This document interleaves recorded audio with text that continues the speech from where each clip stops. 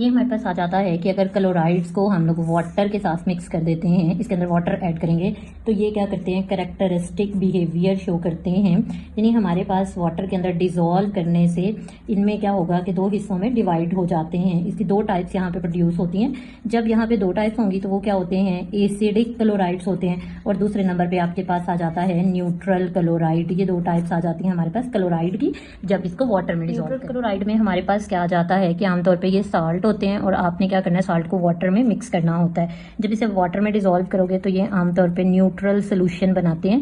Neutral solution यानी इनकी pH जो है वो क्या हो जाएगी, क्लोज टू यानी नियर टू 7 के करीब करीब इसकी पीएच होगी। उसके बाद आपने थर्ड पीरियड के बारे में बताना है कि पीरियड नंबर 3 में हमारे पास ये जो न्यूट्रल साल्ट है इनका क्या बिहेवियर होता है। आपके पास सोडियम आ जाता है, इसके अलावा मैग्नीशियम आ जाएगा। सोडियम क्लोराइड है या फिर मैग्नीशियम क्लोराइड्स होते हैं, ये वाटर के साथ रिएक्ट नहीं कर रहे होते, ठीक है, do not react with water. जब ये वाटर के साथ रिएक्शन नहीं करते तो इसका मतलब है सोल्यूशन हमारे पास क्या बन जाएगा, न्यूट्रल सोल्यूशन। अब आपने ये बताना है कि ये वाटर के साथ रिएक्ट तो नहीं करते लेकिन वाटर के अंदर डिसॉल्व हो जाते हैं, तो इसमें क्या होगा कि जब आप NaCl को पानी में ऐड करोगे तो हमारे पास ये जो सोडियम पॉजिटिव आयन आएगा, मेटल पॉजिटिव आयन और क्लोराइड नेगेटिव आयन आ जाता है। हमारे पास सोडियम पॉजिटिव चार्ज होगा, इसको नेगेटिव वाटर का ये जो पार्शियल नेगेटिव पोर्शन है यानी ऑक्सीजन वाली साइड आके इसको सराउंड कर लेगी, ठीक हो गया। इस तरह से ये अट्रैक्शन डेवलप कर लेगी और इस तरह से जो हमारे पास क्लोराइड नेगेटिव होगा इसको वाटर की पॉजिटिव साइड यानी हाइड्रोजन आके इसको सराउंड करके इसके साथ इंटरेक्शन को डेवलप करेगा।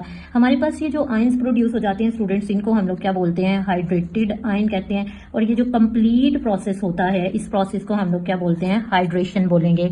उसके बाद हमारे पास एग्जांपल्स आ जाती हैं, लाइक ये आपके पास NaCl सॉलिड फॉर्म के अंदर होता है। स्टूडेंट्स आप इसको वाटर के अंदर डिसॉल्व करते हो, जब वाटर में डिसॉल्व करोगे तो ये आपके पास Na पॉजिटिव और Cl नेगेटिव आयन में चेंज हो जाता है। हमारे पास जो इसकी स्टूडेंट्स pH आ जाएगी वो ऑलमोस्ट होती है 7। इसी तरह से हम लोग अगर क्या करते हैं, मैग्नीशियम क्लोराइड को वाटर में डिसॉल्व करेंगे तो मैग्नीशियम पॉजिटिव आयन आ जाता है और क्लोराइड हमारे पास नेगेटिव आयन आ जाएंगे। यहाँ पे जो pH इसकी होगी वो ऑलमोस्ट 6.5 होती है और आप लोगों ने ये बताना है कि ये क्लोज टू 7 होती है।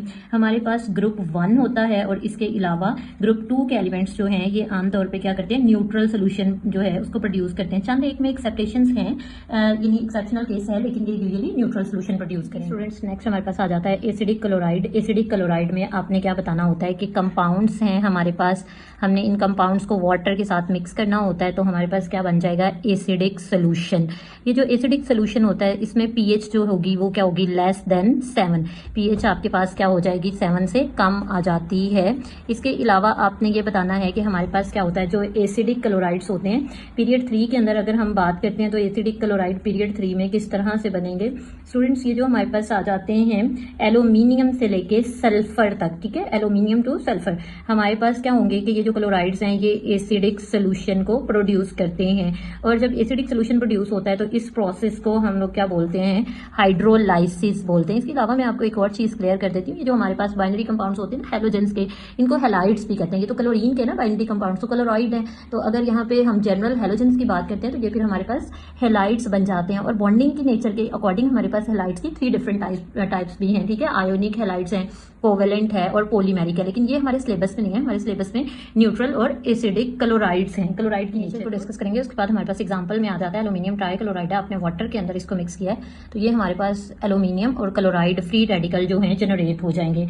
लेकिन जो हमारे पास एल्यूमिनियम +3 की फॉर्म के अंदर मौजूद है ये क्या होगा स्टूडेंट्स, ये हाइड्रेटेड हो जाता है। कैसे हाइड्रेटेड होगा, जब ये क्या करता है कि हाइड्रोजन को एलिमिनेट करता है वाटर मॉलिक्यूल से, ठीक है, हाइड्रोजन जो है वो एलिमिनेट होगा, हाइड्रोजन आयन प्रोड्यूस होता है वाटर से। जब हाइड्रोजन वाटर से प्रोड्यूस होगा तो इस प्रोसेस को हम लोग क्या बोलते हैं, हाइड्रोलाइसिस, ठीक हो गया। हाइड्रो का मतलब होता है वाटर और लाइसिस का मतलब क्या होता है, ब्रेक डाउन। और ये हमारे पास सोल्यूशन क्या हो जाएगा, एसिडिक, यानी वाटर की प्रेजेंस में किसी भी कोई भी मॉलिक्यूल ब्रेक डाउन होगा। जैसे ये आपके पास स्टूडेंट्स आएगा एल्यूमिनियम ट्राइक्लोराइड, इसका रिएक्शन में करवा रही हूँ वाटर के साथ। अब यहाँ पे हमारे पास क्या बन जाएगा, एल्यूमिनियम हाइड्रो ऑक्साइड, और साथ ही साथ यहाँ पे क्या बनेगा हमारे पास, HCl। अब अगर हम pH चेक करते हैं तो जो एल्यूमिनियम हाइड्रो ऑक्साइड की pH आपके पास आ जाती है 7.7, यानी तो ये तो बेसिक है। लेकिन अगर हम सोल्यूशन के अंदर देखें तो HCl अवेलेबल है और HCl हाईली एसिडिक होता है, स्ट्रॉन्ग एसिड है ये हमारे पास। इसकी pH 0 से लेके 1 तक होती है। और स्टूडेंट्स अगर आपके पास 1 मोलर सोल्यूशन हो HCl का तो उसकी pH जो है वो 0.1 हो जाएगी, जो कि इंडिकेट करता है ये हाईली एसिडिक है। और आपको अंदाजा होगा कि HCl जो है ये हमारे पास मिनरल एसिड होता है। इसके अलावा कुछ और एग्जांपल्स को डिस्कस कर लेते हैं। जैसे आपके पास सिलिकॉन टेट्राक्लोराइड आ जाता है और आपने इसको वाटर में डिसॉल्व करना है तो ये हमारे पास सिलिका आएगा, ठीक है, सिलिकॉन आ जाता है और इसके अलावा HCl के मॉलिक्यूल प्रोड्यूस होते हैं। इसी तरह से अगर हम लोग क्या करते हैं, फास्फोरस ट्राइक्लोराइड का रिएक्शन स्टूडेंट्स वाटर के साथ करवाएंगे तो ये हमारे पास क्या प्रोड्यूस हो जाएगा, यहाँ पे आपके पास बनेगा फास्फोरस एसिड, ठीक है, और साथ ही साथ HCl, जिससे पता चलता है कि ये दोनों एसिडिक हैं। ये वीक एसिड है, ये स्ट्रॉन्ग एसिड होगा तो सोल्यूशन जो है वो ओवरऑल एसिडिक हो जाएगा हमारे पास। तो इस वजह से हमारे पास ये क्या बनेगा, एसिडिक सोल्यूशन। स्टूडेंट्स हमारे पास नेक्स्ट टॉपिक आ जाता है variation of oxidation number in oxides and chloride. आपने ये बताना है कि ऑक्सीडेशन नंबर हमारे पास बेसिकली क्या होता है, ये फॉर्मल चार्ज होता है जिसको हम अपेरेंट चार्ज भी बोलते हैं। फॉर्मल चार्ज है ऑफ एटम का, ठीक है, एटम का फॉर्मल चार्ज होता है इन अ मॉलिक्यूल और आयन। मॉलिक्यूल या आयन के अंदर जो चार्ज मौजूद होगा इसको हम लोग क्या बोलते हैं कि ऑक्सीडेशन नंबर। ऑक्सीडेशन नंबर का दूसरा नाम क्या होता है कि इसे हम ऑक्सीडेशन स्टेट भी कहते हैं। अगर हम आयोनिक कंपाउंड्स की बात करते हैं तो आयोनिक कंपाउंड में हमारे पास क्या होता है कि ये चार्ज जो है ये प्रेजेंट होता है किसी भी एटम पे, ठीक है, present charge on atom. Next हमारे पास आ जाता है oxidation number of element in oxides and chloride. हम लोगों ने ऑक्सीडेशन नंबर बताना है एलिमेंट्स का ऑक्साइड्स के केस में और इसके अलावा क्लोराइड के केस में। हम लोग पीरियड 3 को डिस्कस करें क्योंकि हमारे सिलेबस में पीरियड 3 के बारे में ही पूछा है। तो ऑक्सीडेशन नंबर बेसिकली क्या होता है, ये होते हैं नंबर ऑफ इलेक्ट्रॉन्स जो कि किसमें क्या होते हैं, यूज्ड फॉर बॉन्डिंग, बॉन्डिंग में इस्तेमाल होंगे, इनको ऑक्सीडेशन नंबर बोलते हैं। अगर हम बात करें स्टूडेंट्स क्लोराइड और ऑक्साइड्स की तो यहाँ पे हमारे पास नेबरिंग एलिमेंट का ऑक्सीडेशन नंबर जो है वो यूजुअली पॉजिटिव होता है। क्यों पॉजिटिव ऑक्सीडेशन नंबर होगा, रीजन क्या है कि जो ऑक्सीजन है और इसके अलावा क्लोरीन ये हाईली इलेक्ट्रोनेगेटिव एटम होते हैं देन अदर एटम्स, ठीक है। यानी हमारे पास क्लोरीन और इसके अलावा ऑक्सीजन क्या होंगे कि ये हमारे पास क्या होते हैं, बहुत ज्यादा इलेक्ट्रोनेगेटिव हैं किसी भी एटम से, तो इस वजह से नेबरिंग एटम की जो ऑक्सीडेशन नंबर है वो पॉजिटिव होगा।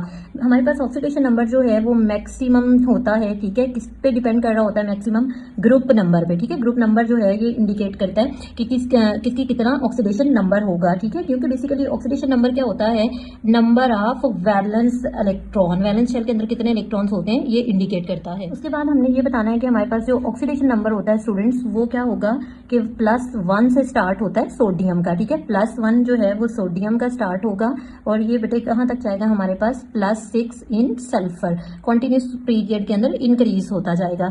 अब यहाँ पे आपने बताना है कि फास्फोरस और सल्फर इनका हमारे पास क्या होता है, वेरिएबल ऑक्सीडेशन नंबर होगा, ठीक है, या वेरिएबल ऑक्सीडेशन स्टेट होती है।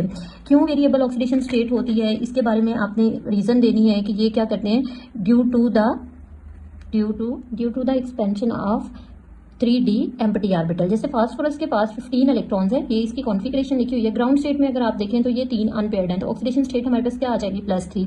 लेकिन अब यहाँ से क्या होगा कि S से एक इलेक्ट्रॉन जंप करके क्या करेगा कि ये 3d में चला जाता है। जब S से एक इलेक्ट्रॉन ये वाला इलेक्ट्रॉन शिफ्ट होकर यहाँ पे आ जाएगा तो अब यहाँ पे हमारे पास अनपेयर्ड इलेक्ट्रॉन जो है वो 5 रह जाते हैं, जिसकी वजह से ऑक्सीडेशन स्टेट हमारे पास क्या हो जाती है +5। इसी तरह से सल्फर के 16 इलेक्ट्रॉन्स होंगे तो ये यहाँ पे पेयर होगा पहले आपके पास, फिर क्या होगा कि ये ग्राउंड स्टेट में 2 अनपेयर्ड इलेक्ट्रॉन होंगे, फिर एक इलेक्ट्रॉन यहाँ से जंप करके ये डी में आ जाता है। सल्फर का केस डिस्कस कर रही हूँ इसी डायग्राम पे। तो जब ये यहाँ पे आएगा तो ये इधर अनपेयर्ड इलेक्ट्रॉन हो जाएगा और आप देखें यहाँ पे 4 अनपेयर्ड हो जाएंगे सल्फर के केस में, जिसकी वजह से सल्फर की ऑक्सीडेशन स्टेट +4 भी होगी। और फिर ये 2s से एक जंप करके सल्फर का इलेक्ट्रॉन यहाँ पे आ जाएगा 3d में, तो जिसकी वजह से 6 अनपेयर्ड हो जाएंगे सल्फर के अंदर और इसकी ऑक्सीडेशन स्टेट जो है वो आपके पास क्या आ जाएगी +6। जैसे आपके पास ये सल्फर डाइऑक्साइड के केस में सल्फर की ऑक्सीडेशन स्टेट +4 होती है। रीजन क्या है क्यों +4 होती है, क्योंकि 4 electrons used in bonding, 4 electrons जो हैं वो बॉन्डिंग में इस्तेमाल होते हैं। लेकिन अगर हम देखें तो सल्फर जो ट्राइऑक्साइड्स की फॉर्म में इसकी ऑक्सीडेशन स्टेट +6 है, सेम रीजन कि 6 इलेक्ट्रॉन्स यूज हो रहे हैं बॉन्डिंग में। इसी तरह से हम लोग बात कर लेते हैं PCl5 की और PCl3 की। ये फास्फोरस ट्राइक्लोराइड है तो यहाँ पे फास्फोरस की ऑक्सीडेशन स्टेट +3 होगी और PCl5 की के केस में हम देख लेते हैं कि हमारे पास ऑक्सीडेशन स्टेट को फाइंड करने का क्या मेथड है। चंद एक ऑक्सीडेशन स्टेट आपको याद रखनी पड़ेंगी, बाकी नेबरिंग की हम कैलकुलेट कर सकते हैं। हमारे पास हेलोजन आ जाता है, ग्रुप 17 है, तो इसकी ऑक्सीडेशन स्टेट हमारे पास क्या आ जाएगी, नॉर्मल ऑक्सीडेशन स्टेट -1 है, वरना +1 से लेकर +7 तक भी जाती है। इसी तरह से अल्कली मेटल में ऑक्सीडेशन स्टेट यूजुअली +1 होती है, ग्रुप 1 के एलिमेंट्स हैं। और फिर आपके पास क्या आ जाएगा, अल्कलाइन अर्थ मेटल में ऑक्सीडेशन स्टेट +2 हो सकती है। ऑक्सीजन में ऑक्सीडेशन स्टेट -2 होती है, नॉर्मल -2 है, ठीक है, वरना आपके पास ये चेंज भी होती है, वेरी भी कर रही होती है। हाइड्रोजन की ऑक्सीडेशन स्टेट +1 है, ये भी वेरिएबल ऑक्सीडेशन स्टेट होती है, ये भी हमारे पास वेरी करती है। उसके बाद कुछ कॉम्प्लेक्सेस की ऑक्सीडेशन स्टेट मैं आपको बता देती हूँ, ये ट्रिक है, आप याद कर लें। नेक्स्ट आपको ऑक्सीडेशन स्टेट कॉम्प्लेक्सेस की भी फाइंड करने में आसानी हो जाएगी। फास्फेट ग्रुप की ऑक्सीडेशन स्टेट -1 होती है। मैंगनीज आपके पास आ जाता है, मैंगनीज ऑक्साइड यानी मैग्नेट आ जाएगा, इसमें ऑक्सीडेशन स्टेट -1 है। इसी तरह से आपके पास नाइट्रो ग्रुप है, ये -1 इसकी ऑक्सीडेशन स्टेट होगी। इसी तरह से स्टूडेंट्स हमारे पास कार्बोनेट की ऑक्सीडेशन स्टेट -2 होगी। ऑक्सालेट की ऑक्सीडेशन स्टेट जो है ये भी -2 होती है, और सल्फेट की ऑक्सीडेशन स्टेट भी -2 होती है। अब हम इसमें एग्जांपल्स को डिस्कस कर लेते हैं। जैसे ये देखें, सिंपल सी बात है कि आपने पोटाशियम पर मैग्नेट की ऑक्सीडेशन स्टेट फाइंड करनी है। तो इसमें आप क्या करोगे, पोटाशियम की ऑक्सीडेशन स्टेट फाइंड करना चाह रहे हो, तो सपोज ये आपके पास ओवरऑल -1 है, तो पोटाशियम की क्या हो जाएगी, +1, ठीक है। और अगर आप मैंगनीज की फाइंड करना चाह रहे हैं तो फिर क्या मेथड होता है कि हमें पता है पोटाशियम की हमारे पास ऑक्सीडेशन स्टेट +1 है, क्योंकि ग्रुप 1 से बिलोंग कर रहा होता है। मैंगनीज जो है उसकी हमें नहीं पता, वो फाइंड कर लेनी है आपने। और इसके अलावा ये आपके पास क्या आ जाएगा, ऑक्सीजन 4 है, तो एक ऑक्सीजन की ऑक्सीडेशन स्टेट -2 होगी। अब यहाँ पे कोई चार्ज नहीं है, जब कोई चार्ज नहीं ऊपर होता तो ये हमारे पास 0 के बराबर हो जाएगा। ये 4 को 2 से मल्टीप्लाई करें, -8 है, -8 से जब आप 1 प्लस करेंगे तो प्लस माइनस यानी -7 आ जाएगा, और -7 दूसरी तरफ जाके हमारे पास क्या बन जाएगा, +7। ये मैंगनीज की ऑक्सीडेशन स्टेट आ जाती है। इसी तरह से अगर आप सल्फ्यूरिक एसिड की में सल्फर की ऑक्सीडेशन स्टेट फाइंड करना चाह रहे हैं तो स्टूडेंट्स फिर भी क्या होगा कि हाइड्रोजन +1 है, 2 हाइड्रोजन है, तो 2 से मल्टीप्लाई करना पड़ेगा। सल्फर की हमने फाइंड करनी है, ऑक्सीजन 4 है, ये 2 यहाँ पे लिख दें क्योंकि -2 ऑक्सीडेशन स्टेट है। इसको सॉल्व कर लें, +2, ये सल्फर आ गया, प्लस ये 8, इसको सॉल्व करेंगे स्टूडेंट्स तो ये हमारे पास -6 आएगा, -6 दूसरी तरफ जाके ये +6 बन जाता है। अब हम एक प्रैक्टिस यहाँ पे एक ग्रुप की कर लेते हैं चार्ज के केस में। जैसे आपके पास ये आ जाता है, सपोज कि ऑक्सालेट में यहाँ पे लिख रही हूँ, ऑक्सालेट में आप कार्बन की ऑक्सीडेशन स्टेट फाइंड करना चाह रहे हैं, तो ये 2 कार्बन है, प्लस माइनस एक ऑक्सीजन की -2 ऑक्सीडेशन स्टेट है। अब इक्वल किसके लिखेंगे, ये जो चार्ज हमारे पास दिया हुआ है, यहाँ पे हमारे पास क्या आ जाएगा स्टूडेंट्स, -8, ये -2 है, 8 दूसरी तरफ जाके क्या बनेगा हमारे पास प्लस हो जाएगा, तो ये क्या आंसर आएगा +6। अब आपने क्या करना है कि +6 को इस 2 से डिवाइड कर देना है। जब +6 को 2 पे डिवाइड करेंगे तो हमारे पास जो कार्बन की ऑक्सीडेशन स्टेट यहाँ पे आ जाएगी वो +3 आती है।